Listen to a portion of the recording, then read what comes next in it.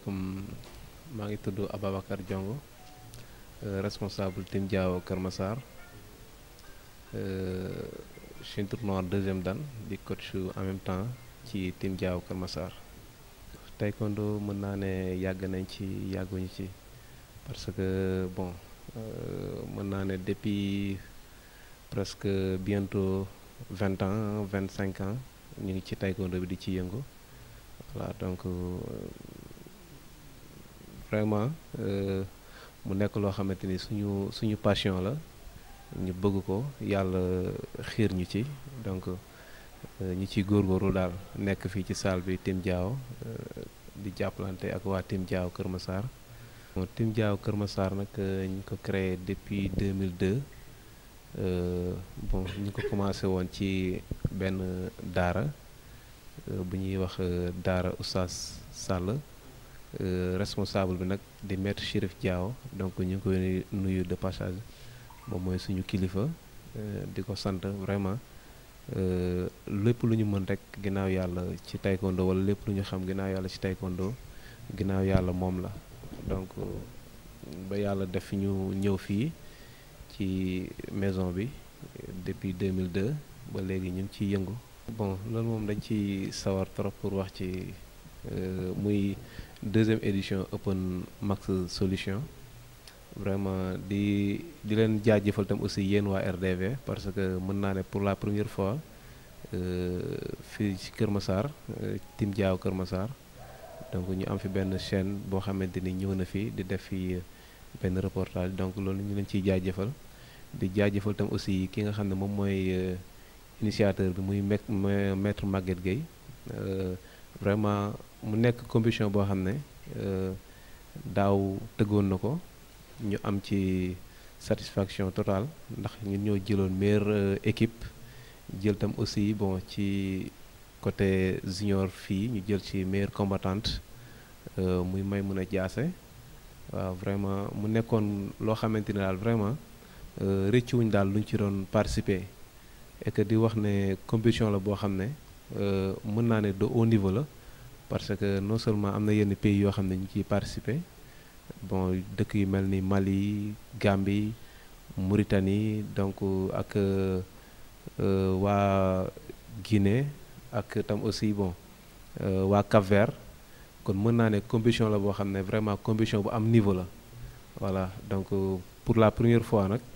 Mu nekk loo xamante ne ni compétition yu mel nii di am fii nii Sénégal donc ñuy ciy profito tam aussi di ci wanewaale suñu bopp di wax ne tam aussi comme jëloon nañ ko daaw yal na yàlla def ñu jëlaat ko ren tam aussi waaw.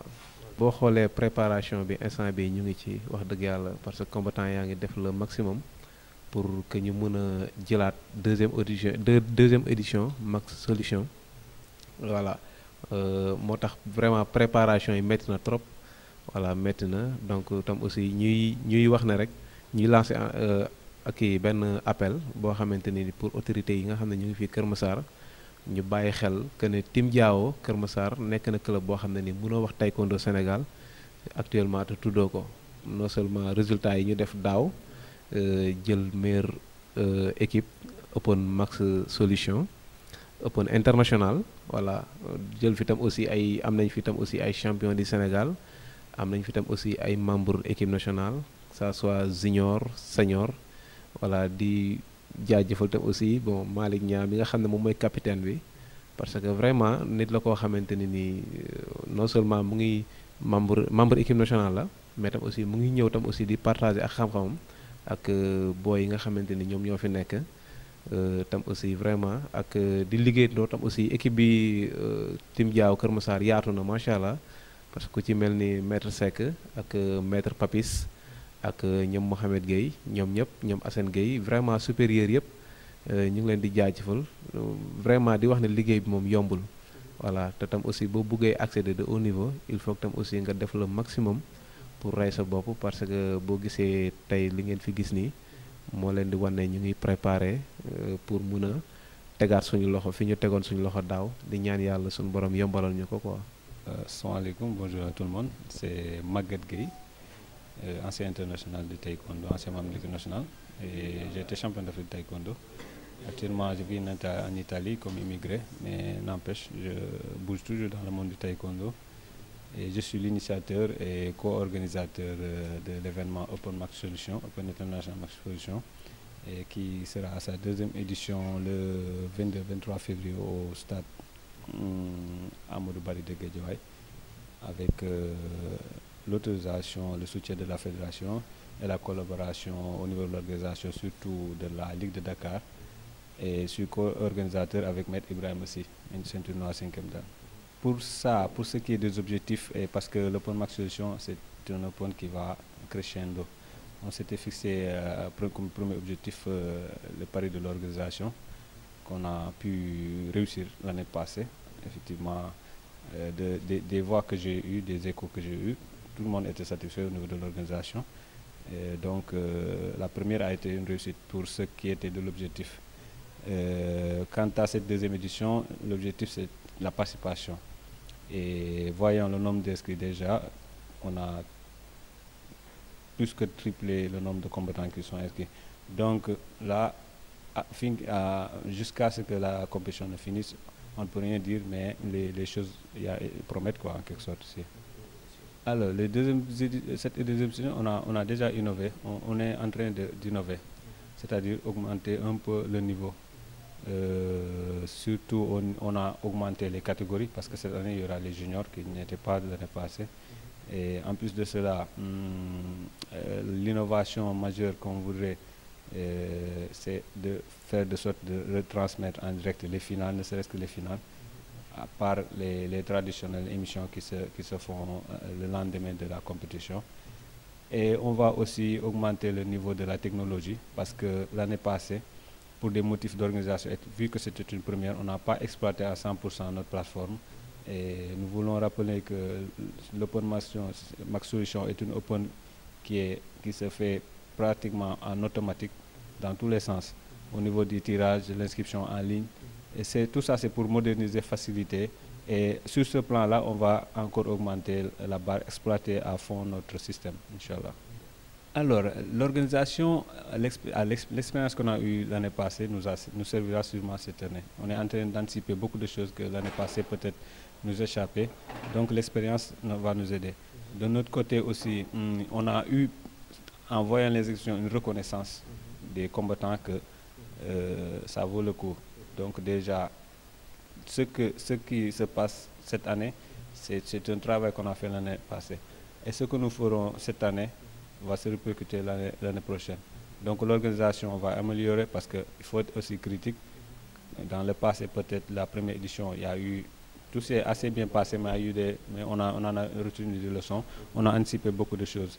Donc cette période de la participation, elle va dépendre de ce qu'on a fait l'année passée. Et de ce que je vois, il y a une forte participation parce qu'on a pratiquement tous les pays de la sous-région. Et quand ils seront là, Inch'Allah, ce sera une fête en quelque sorte du taekwondo. C'est ça l'objectif. Et surtout, nous remercions au passage, sur le plan d'organisation, la fédération qui nous a soutenus. Parce qu'il faut rappeler qu'on est sous l'autorité de la fédération. Sans la fédération, on ne peut pas organiser une compétition. Il y a aussi la collaboration sur le plan organisationnel, surtout de la Ligue de Dakar. Et je remercie au passage le président de la fédération, M. Babledjei, et le président de la Ligue de Dakar, M. Si, et surtout notre président du comité d'organisation, M. Youssoufa Diallo, qui se donne corps et âme matin et soir pour la réussite de l'événement.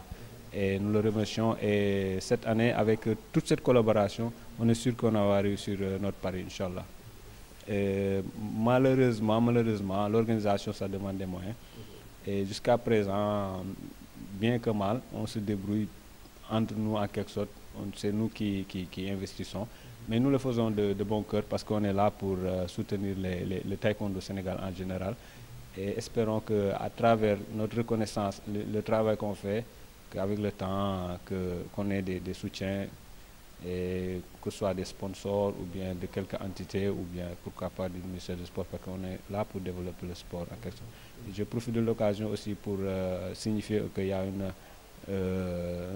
début de collaboration entre l'Open Max Solution et la mairie de Keur Massar parce qu'il faut rappeler que moi je suis de Keur Massar bien que je travaille pour le taekwondo. Donc la mairie de Keur Massar, on est en train de travailler pour une meilleure collaboration peut-être pour l'année, même pour l'année prochaine, Inch'Allah.